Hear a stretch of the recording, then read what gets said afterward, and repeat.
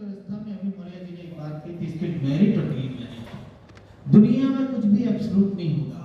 It means कोई भी व्यवस्था एब्सोल्यूट नहीं होगी, लेकिन बाबा साहब का एक कोट मैं यहाँ बता दूं। उन्होंने कहा any cracy any ism except democracy.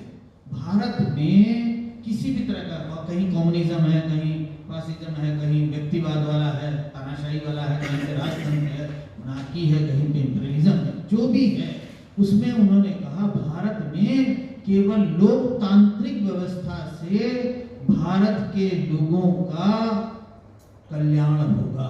उन्होंने स्टेट वेलफेयर कॉन्सेप्ट जो रखा है, state shall be welfare state, वो केवल इसी व्यवस्था से होगा। तो हमें एक चीज क्लियर हो जाना चाहिए कि हम इस देश की कोई भी व्यवस्था, चाहे वो भारत की शासन व्यवस्था हो, सामाजिक व्यवस्था हो, आर्थिक व्यवस्था हो, चाहे वो व्यक्ति की सोचने की जो दिशा हो, लोकतांत्रिक होनी चाहिए। उसमें कोई डिमेरिट होगा वो अलग है, लेकिन हमने चुना क्या है? लोकतांत्रिक व्यवस्था। लोकतांत्रिक व्यवस्था में किसी भी तरह का अलोकतांत्रिक आचरण आएगा तो विकास रुकेगा। लोकतांत्रिक व्यवस्था बनने का, विकास रुकेगा। ऐसा पूर्व में हुए कारणों की वजह से आज यहाँ पे ऐसी अवस्था आई है। ये जो मीटिंग की गई है, ये जो लखनऊ मीट रखा गया है, ये रखा गया है, इसके लिए हमें विजिलेंट रहना पड़ेगा कि कोई हमारा आचरण ऐसा ना हो कि अलोकतांत्रिक व्यवस्था को स्थापित कर रहा हो। ये है सबसे बड़ी प्रॉब्लम।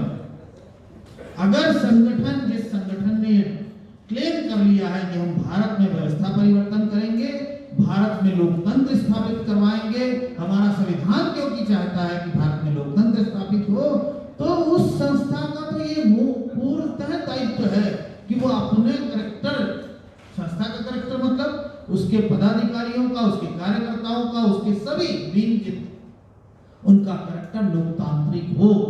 अगर वो इससे डेविएट करेगा तो निश्चित मान लीजिए वो अपने उद्देश्यों को प्राप्त नहीं कर सकता, भारत में लोकतांत्रिक व्यवस्था को स्थापित नहीं कर सकता, क्लेम चाहे कुछ भी कर ले। तो मेरा ये मानना है कि हमें एक चीज तो क्लियर हो जाना चाहिए, मौर्य जी मुझसे बहुत बड़ी है और किसी के भी दो पहलू जरूर होते हैं, लेकिन बाबा साहब के जो है आइडियोलॉजी और फुले साहब की आइडियोलॉजी तो पूरी पृथ्वी पे आज की डेट में यह है कि लोकतांत्रिक व्यवस्था का ग्रेड दुनिया में अलग अलग है अकॉर्डिंग टू प्लेस। मैं अभी कंप्लीट कर देना चाहता हूं क्योंकि एक साथी की और बात आई थी और मौर्य जी ने कहा कि स्मिथ व्यवस्था में लोकतांत्रिक व्यवस्था को लागू करने के लिए क्या पैरामीटर्स होंगे। ब्रिटेन के संविधान में बहुत आर्टिकल नहीं है, बहुत लंबा नहीं है। बाबा साहब का ही स्टेटमेंट है, जब उन्होंने संविधान को सौंपा तो ये कहा किसी भी अच्छे संविधान को वहां के रहने वाले लोग कैसे हैं वैसा उसका रिजल्ट देंगे, और कितना भी बुरा संविधान हो वहां पे लोगों का लोकतांत्रिक कैरेक्टर जो है उसको अच्छा बना देगा।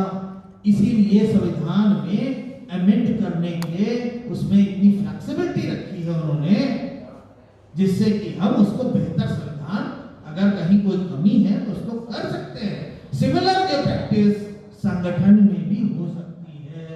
इसमें रिजिडनेस कोई करेगा यह अलोकतांत्रिक है। सारा का सारा मसला ये है संगठन में। इसके बाद में एक बात करता हूं तथागत बुद्ध की। संघ में डिसाइड होगा, व्यक्तिगत तौर पे कोई चीज डिसाइड नहीं होनी चाहिए। बुद्धा ने जब उनके सामने लिच्छवी मेरे ख्याल ये प्रश्न लेके ग्वालियर लिच्छवी मीट में जब तो उनके सामने ये प्रश्न लेके गए तो उनसे पूछा तो उन्होंने यही बताया कि अगर बिल बैठ के किसी भी समस्या का समाधान निकाल रहे होंगे तो उनसे कोई पार नहीं पा पाएगा। सिमिलर कंडीशन संगठन की है। संगठन अगर मिल बैठ करके ज्यादा से ज्यादा, इसकी कोई लिमिट नहीं है, मान लीजिए हमने क्वेश्चन रेज कर दिया, मिल बैठ करके क्वेश्चन को जो है रिजॉल्व कर लेते। टिल डेट 3 महीने बाद कमेटी बनती है 3 सदस्यों की और अभी तक वो कमेटी सदन में उपस्थित नहीं है। ये है स्थिति लोकतांत्रिक व्यवस्था को पालन करने के क्लेम करने वाले लोगों की। ये समस्या है हमारी। अगर वो ऐसा बिहेव कर रहे हैं तो हम जो बागसेठ में बहुत क्लेम कर रहे हैं, बहुत नॉलेजेबल पर्सन हैं और बहुत डेमोक्रेट हैं, हम क्या है, ये हमारा आईना है। ये अगर कोई क्वेश्चन आया और सदस्य 20-30 साल पुराने सदस्यों ने, वगैरह कुछ नहीं, अथॉरिटी कुछ नहीं, सदस्यों ने क्वेश्चन रेज किया, क्या उसको रिजॉल्व करने के लिए तथागत के उस कथन को नहीं मानना चाहिए कि आपस में मिल बैठ के बातचीत करनी चाहिए? बातचीत करने के लिए इतना डिले करके 3 सदस्य, ये तो बहुत मतलब जिसको इनसिंसियर जो है एक्टिविटीज है। रमाशंकर जी से मैंने बात की, मेरी रेगुलर बात होती है, तो मैंने उनसे कहा कि हो सकता है आप जो भी प्ली दें, लेकिन जो क्वेश्चन हमने उठाए हैं क्या वो रेलेवेंट नहीं है? आप लिख के दे दीजिए रेलेवेंट नहीं है। We don't ask to discuss, इसको डिस्कस नहीं किया जा सकता। अगर वो रेलेवेंट है तो हाउस बुलाना चाहिए उस पर डिस्कस करने के लिए, इसमें तो कोई दो राय नहीं है। अरे बातचीत करने में कौन सी बुराई है? अगर बातचीत नहीं कर पा रहे हो तो लोकतंत्र किस बात का क्लेम कर रहे हैं? तो मेरा ये कहना है, हमें लोकतांत्रिक व्यवस्था के ऊपर फोकस रहना चाहिए, इसके बाद बेहतर रिजल्ट देने के लिए और इसमें सुधार करते रहना चाहिए। कोई भी चीज एब्सोल्यूट नहीं होती है, सुधार की अपेक्षा बनी रहती है। मान लीजिए सदस्यों का चुनाव गलती से जैसा हो गया है, अनजाने में जाने में जैसे भी हो गया है, इसको रेक्टिफाई किया जाना चाहिए अगर क्वेश्चन आ गए हैं। और जैसा अभी बहुत से सदस्यों ने कहा, हमें इसके पैरामीटर्स या क्राइटेरिया बना लेना चाहिए, क्योंकि अगर संगठन का विकास नहीं होगा बेहतर तरीके से तो भारत से ये व्यवस्था हम हटा नहीं पाएंगे।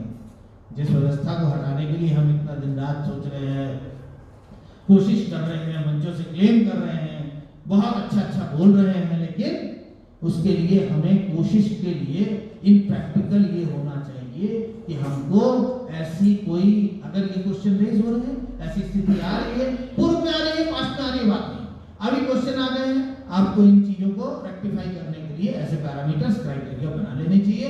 ये मेरा संगठन, क्योंकि अभी हमारा क्लेम है कि हमने संगठन, मैं एक चीज और कहना चाहता हूँ कि हमारा सारा का सारा एक्शन संगठन में चेंज करने का होना चाहिए, संगठन में ऐसी स्थिति को बदलने का होना चाहिए, संगठन बदलने का नहीं होना चाहिए। ऐसी बात करके मैं अपनी बात को यहाँ खत्म करता हूँ।